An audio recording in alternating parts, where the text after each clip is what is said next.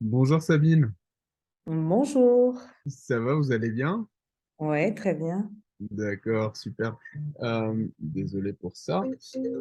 Sabine, je vais vous demander de vous présenter, s'il vous plaît. Alors, me présenter rapidement, je suis comédienne, auteure. Mm. Je donne cours aussi. Et puis, voilà, j'ai fait ma première réalisation de court-métrage avec ici le Mistral Souffle Fort. D'accord. Donc, voilà. D'accord. J'ai juste une petite question. Le titre est très poétique, très beau, mais très poétique. C'est exprès? Alors en fait, le titre, il vient d'une des phrases que je dis. Alors je dis que je dis parce que c'est un film-voix, c'est un film qui repose sur la voix de la comédienne que je suis dans le film. Et donc c'est une des phrases que je dis et celle-ci, c'est celle qui semblait le plus appropriée à Mm. l'histoire. Et puis l'histoire est poétique en elle-même. Il y a une Ouais. atmosphère assez poétique et onirique dans le film. Effectivement, j'allais vous demander. Alors, j'ai deux petites questions. La première question, c'est que est-ce que c'était difficile d'être la comédienne, de jouer la comédienne et de diriger entre guillemets le film et l'équipe? C'est la première question. Et la deuxième question, est-ce que c'était difficile de, de monter cette atmosphère onirique parce que enfin, c'est un genre très, je dirais, délicat voilà, pour montrer à l'image. Voici mes deux petites questions. Ouais. Alors pour la première question, je pense que en général, j'imagine qu'on répondrait que oui, c'est difficile d'être à la fois à l'écran et à la fois derrière. Mhm. La caméra est derrière la caméra, mais pour le coup, pour moi, ça n'a pas été si difficile que ça parce que c'est un film-voix et le principe du film-voix que j'essaye de développer et que j'essaye de mettre en avant, c'est un film qui repose d'abord sur le travail de la bande son. Mhm. Ça veut dire que moi, tout mon travail de comédienne, c'est fait sur la voix, sur le texte et sur dire le texte, le mettre en voix et donc le mettre en forme quelque part pour le préparer à être mis en image. Mhm. Et je pense que d'ailleurs, la touche poétique et onirique du film, elle vient de cette façon de travailler, en fait. Mhm. Voilà, ça c'était pour la première question. J'ai déjà oublié la deuxième. La deuxième question, c'était est-ce que c'était difficile de créer cette atmosphère onirique dans le film? Parce que Ouais, ce n'est pas évident, hein. Ce ouais. n'est pas évident. Alors en fait, le thème, déjà la bande son, une fois qu'elle a été travaillée, on a travaillé la musique après avec Jean-Jacques Lemaître. Mhm. Et une fois que la bande son a été vraiment peaufinée, euh, les images, elles se sont imposées d'elles-mêmes. Mhm. Et dès qu'il y a eu de toute façon la voix et le texte, en fait, je pense que le texte porte assez pour arriver à une image relativement poétique. Parce Mhm. que c'est un texte qui a déjà une douceur en lui qui fait que l'image ne pourrait pas être à l'opposé, ne pourrait pas Mhm. venir casser le texte et Mhm. d'être à l'opposé. Donc voilà. Alors je ne vais pas dire que ça n'a pas été un gros travail, ça a été un gros challenge, un gros travail, Mhm. mais on n'était pas à contresens dans le travail, on n'était pas à Mhm. contre-courant en fait, ça se laissait aller, ça se laissait guider en fait. Mhm. D'accord. Ce que je trouve très intéressant, c'est que souvent, et ça je le dis parce qu'on le voit toujours dans les films, c'est que les gens travaillent beaucoup, les réals travaillent beaucoup sur l'image, et souvent on a des problèmes de son. Et c'est dommage parce que ces problèmes de son,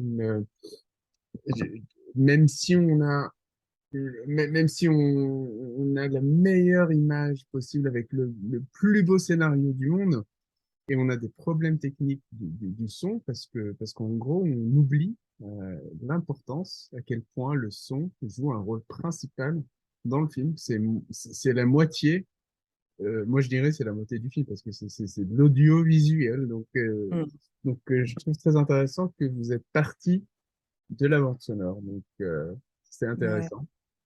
Ouais, bah oui, un film à la base, oui, le son, c'est un peu la matière première. On va dire, s'il y a un Mm, mauvais son, ça va être très compliqué pour le spectateur, en tout cas, de suivre le film et de l'apprécier à sa juste mesure. mm, Et c'est dommage parce que c'est vrai que du coup, ça télescope les belles images des fois et les belles photographies qu'il y a dans une pellicule.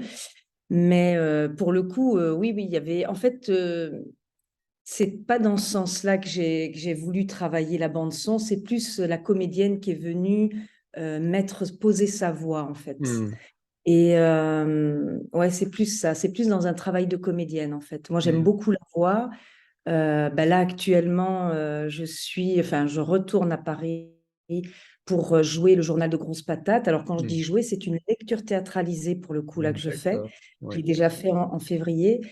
Et je monte sur la Belgique un projet qui est conventionné avec le pôle théâtre dans le sud de la France Hmm, et avec les écoles européennes de Bruxelles. Et justement, ce projet, il est basé sur la lecture théâtralisée, apporter la hmm, lecture. Donc là, ce sera dans des écoles. hmm, Et donc, voilà, la voix pour moi au cinéma, c'est hyper important. Mais là, pour le coup, ça a pris une autre dimension dans Ici, le Mistral souffle fort, parce que c'est vraiment un travail de comédien. hmm. Et donc, Sabine, qu'est-ce que vous avez appris au niveau personnel et au niveau professionnel après ce film-là? au niveau professionnel, tout. Hmm. Très clairement tout. Tout parce que c'était mon premier film en tant que réalisatrice. Ouais. Et en plus, je porte différentes casquettes, Oui. c'est-à-dire que j'ai produit le texte. Hmm, Alors, je ne l'ai pas écrit, le texte, hein, je l'ai enregistré, je travaille beaucoup à l'audio. hmm, C'est pour ça que je dis que la voix est vraiment primordiale pour moi. Tous hmm, mes écrits, que ce soit des livres ou tout ce que je le travaille à l'audio, en fait. hmm, Donc j'ai tout appris parce que j'ai eu plusieurs casquettes aussi. Et par contre, ça a été difficile, fastidieux, hmm, mais en étant à peu près tous les postes. Alors, je ne vais pas parler de la technique, je ne suis absolument pas hmm, technicienne, hmm, mais j'avais une superbe équipe qui m'a entourée, qui était vraiment fabuleuse. Et donc, du coup, j'ai vraiment, par contre, appris tous les postes, entre guillemets hmm, hmm, plus petit, enfin toute la chaîne en fait de la hmm, fabrication d'un film. Donc ça, c'est pas rien. Et donc professionnellement, je peux dire j'ai tout appris en dehors évidemment de la voix de la comédienne. Ça, c'est quelque chose qu'on travaille tout le temps régulièrement. hmm, Donc ça a été une continuité de mon travail. Mais hmm. au niveau cinéma, je dirais que j'ai vraiment tout appris avec ce film, ouais. D'accord. Et au niveau personnel? Au niveau personnel, alors bah, c'est un film moi qui me touche beaucoup. Toutes mes Hmm, créations, moi, sont toujours, alors je vais pas dire 100% autobiographiques parce qu'il y hmm, a toujours quelque chose qu'on vient retravailler, qu'on vient redessiner. oui. Pour Si le Mistral souffle fort, je dirais qu'il est quasi 100% autobiographique. Hmm. Donc c'est quand même quelque chose d'assez très très personnel. Ça va toucher C'est fort, l'intime, bah c'est oui. très fort. Hmm, Et donc ça, c'est assez particulier aussi. C'est quelque chose hmm, d'un peu nouveau pour moi parce que jusqu'à présent, dans toutes les créations, il y a quelque chose d'autobiographique, c'est une obligation. ouais, Je veux dire, sinon, enfin, ça vient de nous quelque part, oui. ou que ce soit calé en Hmm, nous, ça hmm, vient de nous, c'est obligé, mais à des degrés divers. Et je pense que hmm, ici, le Mistral souffle fort, pour moi, allez, c'est vraiment ouais, quasi autobiographique, totalement du début à la fin. Donc hmm, en plus, c'est un gros bébé que j'ai porté, quoi. hmm, hmm, Donc, au niveau personnel, je dirais que ça m'a appris le détachement de sa propre, de la matière que l'on crée. hmm, Parce qu'en fait, au fur et à mesure où il a grandi, ce film, et où il a pris de l'ampleur, et il hmm, continue à prendre parce qu'il fait un vrai beau chemin en ce moment, hmm, eh ben, en fait, on commence à parler de son film à la troisième personne, on hmm, commence vraiment à prendre un détachement total. hmm, Alors, ouais, c'est pas du tout catharsique, c'est pas du hmm, tout psychologique, mais il y a une espèce de détachement qui se fait et qui fait qu'à un moment donné, on bascule de l'autobiographie à un produit hmm. un peu qui se détache de nous, qui nous appartient presque plus, quoi. Donc ça, c'est Exactement. intéressant. C'est vraiment Oui, ça l'est, ça l'est. Merci beaucoup pour votre explication. Elle était superbe.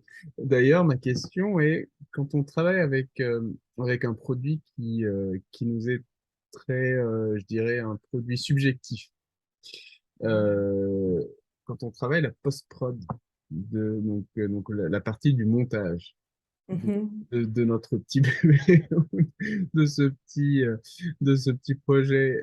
Est-ce que ça a été fluide pour vous de dire non, ça j'enlève, ça je garde, ça, ou c'était vraiment, vous avez, enfin, pour prendre la décision de quoi garder et de quoi ne pas garder. Ah, alors, le cheminement du film, j'ai refusé. La seule chose, ma seule exigence, ça a été de ne jamais, de ne rien toucher en fait au texte de départ. C'est-à-dire que là, Hmm, important, c'est vraiment ce qui a été dit d'une façon fluide au départ. Mm, Le texte n'a pas été touché, les inflexions de voix n'ont pas été touchées.